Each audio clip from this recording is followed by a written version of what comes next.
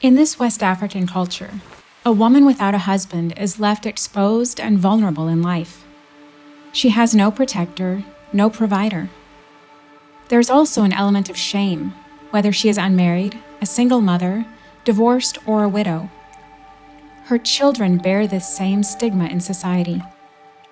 In fact, the word for orphan does not mean a child without parents. It means someone without a father. Often, children will be taken away to be cared for by a relative, or will be left in the village as their mother goes to a bigger city to look for work to provide for them. A woman on her own is even more vulnerable to poverty if she has not attended school or had any skill training.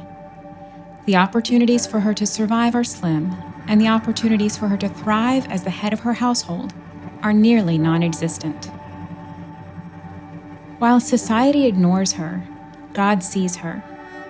He sees her pain, her loss, her fear, her grief, and her children. He holds their futures.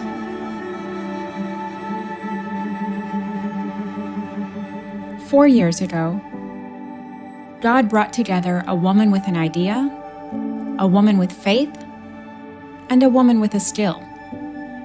From small beginnings, a handicraft business has grown, providing income for these women at risk.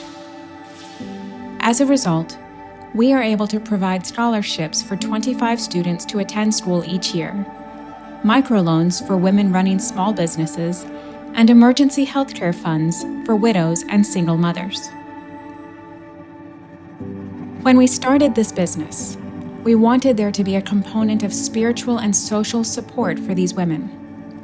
In this community, older women who have lived through persecution and rejection walk alongside and minister to younger women facing the same challenges.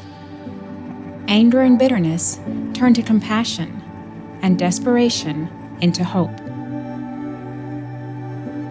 When the first case of COVID-19 arrived in our country, we decided to use the income from the business to bless people in need around us and trust God to provide for the scholarships that we would need to pay for next year. For 2 months, all of our sales went directly to emergency food funds. Our sales during that period far exceeded previous sales as people in our community chose to support the effort through their purchases. These increased sales also meant that the women who create the handicrafts were able to earn more money during a time when most people around them were earning less. God saw these women, and He provided for them. Our story here is not finished, and it is not without its own challenges. We have been passed over for opportunities due to favoritism and seen women suffer at the hands of their own communities. But we have also seen God provide the ideas, the connections, the relationships, the guidance and blessing that only He can give. So we choose to walk in that. Our prayer is that out of a position of vulnerability, these women and their children would experience God's love, grace, and protection in a way that the world has taken from them, and that the hope these women have found will transform their families and communities for generations.